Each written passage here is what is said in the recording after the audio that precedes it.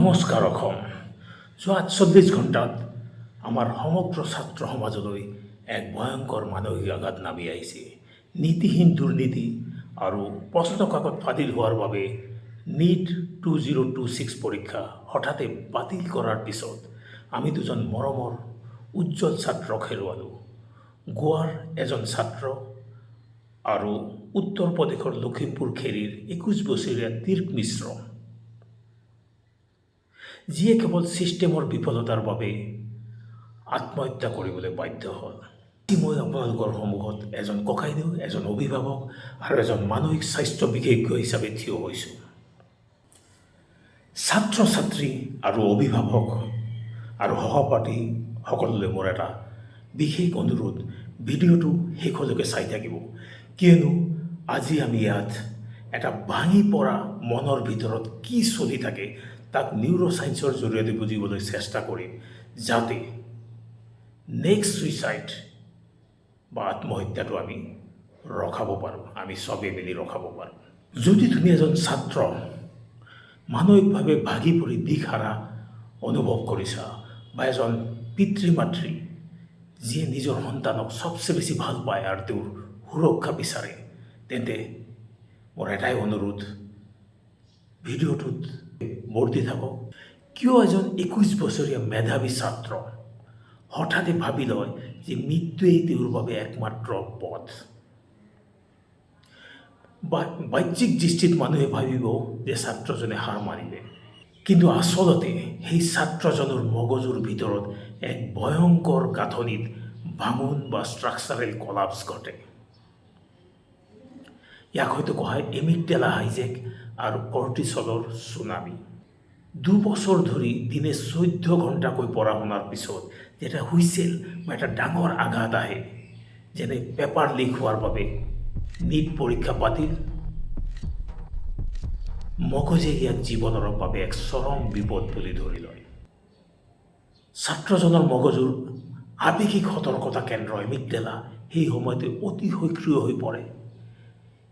ই ছাত্ৰজনৰ স্নায়ুতন্ত্ৰত কৰ্টিচল আৰু এড্ৰিনেল হৰমনৰ এক ভয়ংকৰ বানপানীৰ দৰে সৃষ্টি কৰে। ইয়ে মগজুৰ যুক্তি নিয়ন্ত্ৰণ কৰা অংশ প্ৰিফ্ৰণ্টেল কৰ্টেক্স সাময়িকভাৱে বন্ধ কৰি দিয়ে। ইঞ্জিনিয়াৰিং ভাষাত ক'বলৈ গ'লে কম্পিউটাৰৰ মেইন প্ৰচেছৰটো অভাৰহিট হৈ ক্ৰেছ হৈ পৰে। ছাত্ৰজনৰ যুক্তিৰে চিন্তা কৰাৰ শাৰীৰিক ক্ষমতাই হেৰুৱাই পেলায়। আধুনিক ছুইচাইডলজিৰ পিতৃ ডক্টৰ এডউইন শ্লেইণ্ডমেনে ইয়াৰ ওপৰত গভীৰ গৱেষণা কৰি এটা শব্দ তৈয়াৰ কৰিছিল, যাক কোৱা হয় সাইক-এক। সাইক-এক মানে হৈছে এক অসহ্য সীমাহীন মানসিক যন্ত্ৰণা। যেতিয়া এই ভয়ংকৰ সাইক-এক আমাৰ ক্ৰেছ হোৱা প্ৰিফ্ৰণ্টেল কৰ্টেক্সৰ সৈতে লগ লাগে, তেতিয়া ছাত্ৰজন কগনিটিভ কনষ্ট্ৰিকশ্যন বা সুৰংগ দৃষ্টিৰ চিকাৰ হয়। ছাত্ৰজনৰ চিন্তাৰ পৰিসৰ এটা ঠেক অন্ধকাৰ সুৰংগলৈ সংকুচিত হৈ পৰে। এটা স্বাভাৱিক মনে এটা সমস্যাত 10টা সমাধান দেখিব পাৰে। মই আকৌ পৰীক্ষা দিম, মই হয়তো মোৰ পঢ়াৰ ফিল্ডটো সলনি কৰি ল'ম, বা মই এজন কাউন্সিলৰৰ সৈতে কথা পাতিম। কিন্তু সাইক-এক আৰু কগনিটিভ কনষ্ট্ৰিকশ্যনত আঘাতপ্ৰাপ্ত মনে কেৱল 2টা বস্তুৱে দেখা পায়: যন্ত্ৰণা, আৰু সেই যন্ত্ৰণাৰ পৰা বাহিৰ ওলোৱাৰ একমাত্ৰ চৰম পথ ছুইচাইড বা আত্মহত্যা। মগজুৱে ছাত্ৰজনক প্ৰতাৰণা কৰি বুজাই দিয়ে যে এই অসহ্য মানসিক যন্ত্ৰণা বন্ধ কৰাৰ একমাত্ৰ উপায় হ'ল জীৱনটোকে শেষ কৰি দিয়া। এই ক্ষেত্ৰত মনৰ 3টা মাৰাত্মক মিছা লিথেল লাইজ আমি জনাটো দৰকাৰ, কেনেকৈ এই অন্ধকাৰ সুৰংগটোৰ ভিতৰত মগজুৱে ছাত্ৰজনক এই 3টা মিছা কথাৰ ফান্দত পেলাই দিয়ে। প্ৰথমটো হ'ল, মই একো কৰিব নোৱাৰোঁ, ছিষ্টেমটো বৰ দুৰ্নীতিপৰা। দ্বিতীয়তে, কেতিয়াও ভাল দিন নাহে, অহা বছৰো পেপাৰ লিক হ'ব। তৃতীয়তে নিজকে বুজা বুলি ভবা ৱৰ্থলেছ বাৰ্ডেন। মই মাক দেউতাকৰ পইচা বৰবাদ কৰিলোঁ, মই তেওঁলোকৰ বাবে এটা বুজা, মই মৰি গ'লেহে তেওঁলোক সুখী হ'ব। পিতৃ মাতৃ আৰু অভিভাৱকসকল কথাটো বুজিবলৈ উপলব্ধি কৰিবলৈ চেষ্টা কৰক। এনেকুৱা এটা কণ্ডিশ্যনত আপোনাৰ সন্তানটোৱে হয়তো মৰিব বিচৰা নাই, আৰু যিহেতু তেওঁৰ যুক্তিৰ মগজু বন্ধ, তেওঁলোকে এটা সাময়িক সংকটক চিৰস্থায়ী বুলি ভুল কৰে। এই ক্ষেত্ৰত আমি মৌন সতৰ্কবাণীসমূহ, দ্য চাইলেণ্ট ৱাৰ্ণিং চাইনবোৰ জনাটো বহুতেই দৰকাৰী। নিৰাশা কেতিয়াও চিঞৰি নাহে, ই বৰ নীৰৱে আহে। যিয়ে সদায় খং কৰিছিল বা কান্দিছিল, তেওঁ হঠাতে একেবাৰে মৌন হৈ পৰে, তাক শান্তি বুলি ভুল নকৰিব। যেতিয়া এজন ছাত্ৰই ঘণ্টাৰ পিছত ঘণ্টা নিজকে কোঠাত বন্ধ কৰি ৰাখে, পৰিয়ালৰ সৈতে খোৱা বোৱা বন্ধ কৰি দিয়ে, বা হঠাতে হোৱাটছআপ বা ছ'চিয়েল মিডিয়াৰ পৰা আঁতৰি আহে, তেতিয়া বুজিব তেওঁ অকলে অন্ধকাৰ সুৰংগ এটাত সোমাই পৰিছে। আৰু এই অকলশৰীয়া মুহূৰ্ততে আত্মহত্যাৰ কণ্ঠস্বৰে তেওঁৰ ভিতৰত জোৰে জোৰেকৈ কথা কয়। দ্বিতীয়তে, কথা বাৰ্তাত লুকোৱা সংকেত, ভাৰ্বেল কিউজ। ধেমালিৰ চলেৰে কোৱা কিছুমান কথালৈ লক্ষ্য কৰিব, যিবোৰ আচলতে সহায়ৰ বাবে কৰা চিঞৰ, যেনে এতিয়া একো লাভ নাই, আপোনালোকে মোৰ কোচিং ফিজৰ বাবে আৰু বেছিদিন চিন্তা কৰিব নালাগে, মই কেৱল শুব বিচাৰোঁ, কেতিয়াও হাৰ পাব নিবিচাৰোঁ। তৃতীয়তে, পৰিৱৰ্তনশীল হৈ অহা শান্তি, দ্য ডেঞ্জাৰাছ কাম। মনোবিজ্ঞানত এইটো ডাঙৰ ভুল বুজাবুজি। যদি এজন ছাত্ৰ বহুদিন ধৰি গভীৰ হতাশাত ভুগি আছিল, কান্দি আছিল, আৰু হঠাতে এদিন ৰাতিপুৱা তেওঁক একেবাৰে শান্ত আৰু সুখী দেখা যায়, তেন্তে অতি সাৱধান হ'বৰ হ'ল। প্ৰায়ে এই হঠাতে অহা সুখ সুস্থ হোৱাৰ লক্ষণ নহয়, ই এক চৰম সকাহ। এনেকুৱা মুহূৰ্তত ছাত্ৰজনক কেতিয়াও অকলে এৰি নিদিব। এনে চবচে ইম্পৰ্টেণ্ট কথাটো হ'ল জৰুৰীকালীন জীৱন ৰক্ষাৰ প্ৰট'কলটো কি। আমি ইয়াক প্ৰতিৰোধ বা কাউণ্টাৰ ইঞ্জিনিয়াৰিঙৰ কথা পাতোঁ। এই চৰম পন্থা আত্মহত্যা বা ছুইচাইডক আমি কেনেকৈ বন্ধ কৰিব পাৰিম বা ৰোধ কৰিব পাৰিম। ছাত্ৰ বন্ধুসকল, যদি তোমাৰ মনটো সেই অন্ধকাৰ সুৰংগত সোমাই পৰিছে, এই তিনিটা জৰুৰী পদক্ষেপ সদায় মনত ৰাখিবা। এয়া তোমাৰ বাবে এক মানসিক বস্ত্ৰ, মেণ্টেল শ্বিল্ড। 1 নম্বৰতে 10 মিনিট ডিলে কণ্ট্ৰেক্ট। যেতিয়া মনলৈ নিজৰ ক্ষতি কৰাৰ বা জাপ দিয়াৰ এক মাৰাত্মক, উন্মাদ, তীব্ৰ চিন্তা আহে, ই এক বিশাল আৰু তীব্ৰবেগী ঢৌৰ দৰে আহে। কিন্তু মনত ৰাখিবা, ঢৌ যিমানেই ওখ আৰু ভয়ংকৰ নহওক কিয়, ই কিছু সময় পিছত পাৰত গৈ কিন্তু ঠিকেই খুন্দা মাৰি ভাঙি পৰিব আৰু পিছুৱাই যাব। আত্মহত্যাৰ এই মাৰাত্মক ইম্পালছ বা আৱেগটো ঠিক তেনেকুৱাই। ই মাত্ৰ কেইটামান মিনিটৰ বাবেহে মগজুটোক অন্ধ কৰি ৰাখে। তোমালোকে বিশ্ববিখ্যাত চিনেমা টাইটানিকৰ সেই অতিকৈ জনপ্ৰিয় দৃশ্যটো এবাৰ ভিজুৱেলাইজ কৰিব খোজা, তাক একেলগে মনত পেলাওঁ। মনত পেলোৱা সেই ৰাতিটোৰ কথা। চাৰিওফালে নিস্তব্ধতা, হাড় কঁপোৱা ঠাণ্ডা বতাহ, আৰু তলিত থকা বৰফৰ দৰে চেঁচা কলা আটলাণ্টিক মহাসাগৰ। চৰম মানসিক আঘাত আৰু হতাশাত ভাগি পৰিছিল নায়িকা ৰ'জে, যিয়ে জাহাজৰ একেবাৰে পিছফালৰ কাঠগড়াত থিয় হৈ সাগৰলৈ জাপ দি নিজৰ জীৱন শেষ কৰিবলৈ ওলাইছিল। বাহিৰৰ পৃথিৱীখনৰ বাবে তাইৰ ওচৰত সকলো আছিল, ধন, দৌলত, সন্মান, কিন্তু তাইৰ মনৰ ভিতৰত চলি আছিল এক চৰম চাইক-এক। তাই অনুভৱ কৰিছিল যে পৰিয়াল আৰু সমাজৰ প্ৰত্যাশাৰ বোজাত তাই সম্পূৰ্ণৰূপে ট্ৰেপত ফান্দ এটাত পৰি গৈছে। তাইৰ এই টানেল ভিজনে দেখুৱাইছিল যে এই যন্ত্ৰণাৰ পৰা বাচিবলৈ হ'লে সেই কলা পানীত জাপ দিয়াই একমাত্ৰ পথ। সেই মুহূৰ্ততে তাত উপস্থিত হৈছিল নায়ক জেক। জেকে কিন্তু তাইক জঁপিয়াবলৈ গৈ জোৰকৈ থাপ মাৰি ধৰা নাছিল বা ভয় খাই চিঞৰ বাখৰো কৰা নাছিল, কাৰণ এজন অভিজ্ঞ মনোবিজ্ঞানীৰ দৰে জেকে জানিছিল যে সেই মুহূৰ্তত ৰজৰ মগজুটো সম্পূৰ্ণৰূপে এমিগডেলা হাইজেক হৈ আছে। যিকোনো ধৰণৰ শাৰীৰিক হেঁচা বা জোৰ জুলুমে তাইক তৎক্ষণাত জাপ দিবলৈ বাধ্য কৰাব।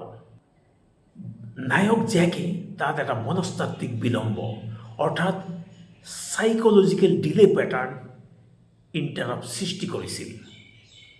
জেকে শান্ত হৈ জেপৰ পৰা হাত দুখন উলিয়াই বৰ নীৰৱে ক'লে, তুমি জাপ নিদিয়া, কাৰণ তুমি যদি জাপ দিয়া ময়ো তোমাৰ পিছত এই বৰফৰ দৰে ঠাণ্ডা পানীত জাপ দিবলৈ বাধ্য হ'ম। আৰু মই তোমাক কওঁ, এই পানী ইমান ঠাণ্ডা যে ই তোমাৰ শৰীৰত একেলগে হাজাৰখন চুৰিৰে খোজ মাৰি ধোৱাৰ দৰে অনুভৱ কৰাব। তুমি আচলতে এই যন্ত্ৰণা সহ্যই কৰিব নোৱাৰিবা। এই আচৰিত আৰু অপ্ৰত্যাশিত কথাষাৰে নায়িকাৰ ৰজৰ মগজুৰ ভিতৰত চলি থকা সেই ক্ষিপ্ৰ আত্মহত্যাৰ নিউৰল লুপটো হঠাতে স্তব্ধ কৰি দিলে। চকুৰ পলকতে তাইৰ চিন্তাৰ গতি সলনি হ'ল। তাই নিজৰ আৱেগিক যন্ত্ৰণাৰ পৰা আঁতৰি আহি হঠাতে সাগৰৰ পানীৰ সেই বাস্তৱিক শাৰীৰিক যন্ত্ৰণাটোৰ কথা ভাবিবলৈ বাধ্য হ'ল।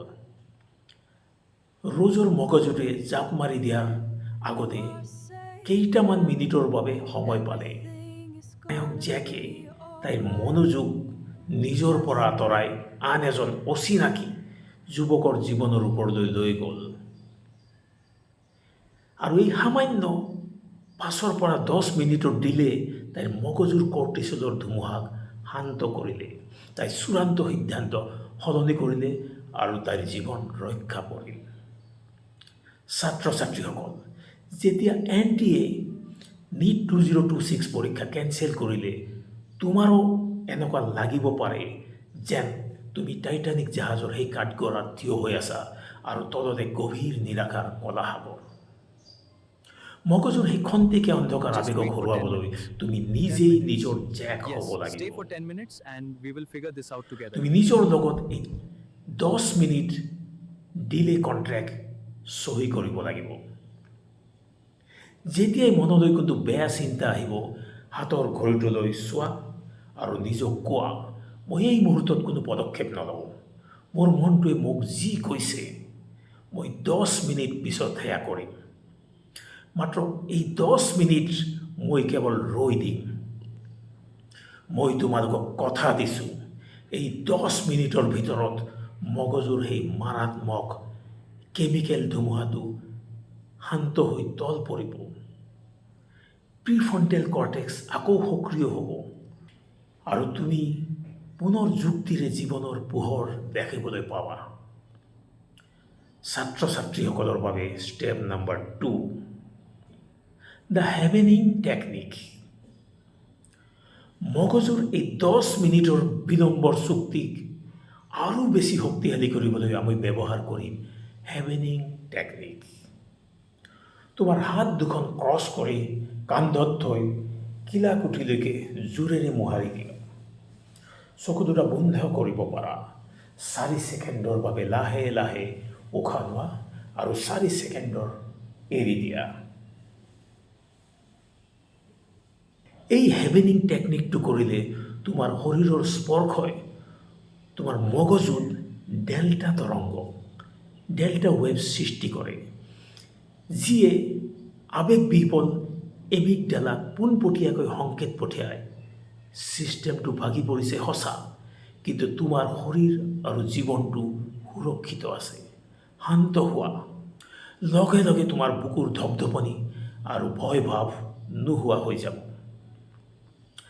ছাত্ৰ ছাত্ৰীৰ বাবে ষ্টেপ নম্বৰ 3, স্থান সলনি কৰা। ডিষ্ট্ৰাপ্ট কোঅৰ্ডিনেটছ। যিটো কথাত তুমি পঢ়া শুনা কৰি আছা, য'ত তুমি তোমাৰ নিৰাশাৰ খবৰবোৰ পাইছা, তাত আবদ্ধ হৈ নাথাকিবা। তৎক্ষণাত সেই স্থান এৰি ওলাই আহা। ড্ৰয়িং ৰুমলৈ যোৱা, পৰিয়ালৰ ওচৰত বহা, বাগিচালৈ যোৱা, মুকলি আকাশখন চোৱা বা মুখত ঠাণ্ডা পানী মাৰি দিয়া। মনত ৰাখিবা, শাৰীৰিক পৰিৱেশ সলনি কৰিলে মগজুৰ অন্ধকাৰ চিন্তাধাৰাৰ লোকটো লগে লগে ভাঙি যায়। পিছে পিতৃ মাতৃ আৰু অভিভাৱকসকলে জৰুৰীকালীন পদক্ষেপ বাৰু কি ল'ব জানো আহক। মোৰ অভিভাৱকসকললৈ মোৰ একান্তই অনুৰোধ, ভিডিঅ'টোত চাই থাকক। আপোনালোকৰ ভূমিকা এই ক্ষেত্ৰত এজন পহৰাদাৰীৰ নহয়, আপোনালোক সন্তানৰ বাবে এটা ঢাল হ'ব লাগিব, এটা শিল্ড। যদি আপুনি দেখে যে আপোনাৰ সন্তান লাহে লাহে হতাশাত ডুবি গৈছে, তেন্তে এই 3টা পদক্ষেপ লওক। পদক্ষেপ নম্বৰ 1, পোনপটীয়াকৈ প্ৰশ্ন সোধক। আমাৰ সমাজত এটা ভুল ধাৰণা আছে যে যদি কাৰোবাক সোধা হয় তুমি কিবা বেয়া চিন্তা বা আত্মহত্যাৰ কথা ভাবিছা নেকি, তেন্তে তেওঁৰ মূৰত সেইটো চিন্তা নতুনকৈ সোমাই যাব। এইটো চিকিৎসা বিজ্ঞানৰ চকুৰে একেবাৰে ভুল ধাৰণা। যেতিয়া আপুনি এজন হতাশ ছাত্ৰক মৰমেৰে বুকুত সাৱটি ধৰি সুধিব, আইজনী বোপা, তুমি ইমান বেছি কষ্ট পাইছা নেকি যে তুমি জীৱনটো শেষ কৰাৰ কথা ভাবিছা, তেতিয়া আপুনি আচলতে এটা বাষ্পৰে ভৰি থকা প্ৰেছাৰ কুকাৰৰ ছেফটি ভাল্ভটো খুলি দিয়াৰ দৰে হয়। ছাত্ৰজনে প্ৰথমবাৰৰ বাবে অনুভৱ কৰে যে তেওঁ এই গধুৰ বোজাটো কঢ়িয়াব লগা হোৱা নাই, তেওঁ মনটো খুলি দিয়ে। দ্বিতীয়তে, শূন্য চাপৰ আশ্ৰয়স্থল গঢ়ি তোলক। আজি ৰাতিয়েই আপুনি সন্তানৰ ওচৰত বহক আৰু পৰীক্ষাৰ চাপ, কোচিং ফিজ আদিৰ চিন্তা চিৰদিনৰ বাবে আঁতৰাই দিয়ক। তেওঁলোকক এইদৰে কওক, আমাৰ কোনো মেডিকেল চিট নালাগে, পইচা বৰবাদ হ'ল হওক, আমাক কেৱল তুমি আমাৰ চকুৰ সন্মুখত জীৱন্ত আৰু কুশলে থকাটো লাগে। তুমি যদি ডাক্তৰ হ'ব নিবিচাৰা, কোনো কথা নাই, ব্যৱসায় কৰা, ছবি আঁকা বা এবছৰ একো নকৰাকৈ ঘৰত বহি থাকিবও পাৰা, আমি তোমাৰ লগত আছোঁ। তেওঁলোকক স্পষ্টকৈ বুজিবলৈ দিয়ক যে তেওঁলোকৰ জীৱনৰ মূল্য কোনো পৰীক্ষাৰ ৰেংক বা নীটৰ এটা চিটতকৈ বহু গুণে বেছি। তুমি যদি গুৱাহাটী, শিৱসাগৰ, ডিব্ৰুগড়, শিলচৰ বা অসমৰ প্ৰতিটো প্ৰান্তৰ মোৰ মৰমৰ নিজ ছাত্ৰ ছাত্ৰীসকল আৰু অভিভাৱকসকল, আমি বাস কৰা ছিষ্টেমটো দুৰ্নীতিগ্ৰস্ত আৰু ভাঙি পৰিব পাৰে, কিন্তু তোমাৰ ভিতৰত থকা মানৱীয় আত্মাক এটা পেপাৰ লিকে কেতিয়াও ভাঙিব নোৱাৰে। এটা দুৰ্নীতিগ্ৰস্ত পৰীক্ষাই এজন প্ৰকৃত হিলাৰক কেতিয়াও ৰখাব নোৱাৰে। যদি এণ্টি এটা ৰাস্তা বন্ধ কৰে, আমি তাত বহি উচুপি থাকি সময় নষ্ট নকৰোঁ। আমি হ'লোঁ আমাৰ মনৰ ইঞ্জিনিয়াৰ। আমি দুখোজ পিছুৱাই গৈ পৰিস্থিতিটো মূল্যায়ন কৰিম, আমাৰ মানসিক স্তম্ভ শক্তিশালী কৰিম আৰু পৰৱৰ্তী ডাঙৰ জাপটোৰ কাৰণে সাজু হ'ম। আমাৰ জীৱনৰ মহৎ মন্ত্ৰটো সদায় মনত ৰাখিবা। বাঘে সদায় দুখোজ পিছুৱাই আহে, হাৰ মানিবলৈ নহয়, তাৰ পিছৰ ডাঙৰ জাপৰ বাবে পূৰ্ণ শক্তি গোটাবলৈ। আমাৰ ৰিৱেৰ অভিযানৰ জৰিয়তে য়াকুত ৱেলবিং চেণ্টাৰৰ পৰা আমি অসমৰ 1 লাখ ছাত্ৰ ছাত্ৰীক এই মানসিক আঘাত আৰু চাইক একৰ পৰা ৰক্ষা কৰিবলৈ দিনে নিশাই সাজু আছোঁ। তোমালোক অকলশৰীয়া নহয়, দুৱাৰ সদায় খোলা আছে। তোমালোকে ভিডিঅ'টো শেষলৈকে চাই আছা, ছাত্ৰ ছাত্ৰীসকললৈ মোৰ এটাই অনুৰোধ, কমেণ্ট বক্সলৈ যোৱা আৰু এতিয়াই তোমাৰ হুংকাৰটো টাইপ কৰা। মই এটা পথ বিচাৰি লওঁ, নহয়তোবা মই নিজেই পথটো বনাই লওঁ। I will find a way or make one. মগজে বিশ্বাস নকৰালৈকে ইয়াক মনৰ ভিতৰত জোৰে দেখুওৱা। এই ভিডিঅ'টো অসমৰ প্ৰতিটো ছাত্ৰ হোৱাটছআপ গ্ৰুপ, প্ৰতিটো কোচিং চেণ্টাৰ আৰু পিতৃ মাতৃৰ নেটৱৰ্কলৈ শ্বেয়াৰ কৰক। এই নীৰৱতা ভাঙক, কাৰোবাৰ সন্তানক ৰক্ষা কৰক। You are not alone. I will find a way, or I will make one.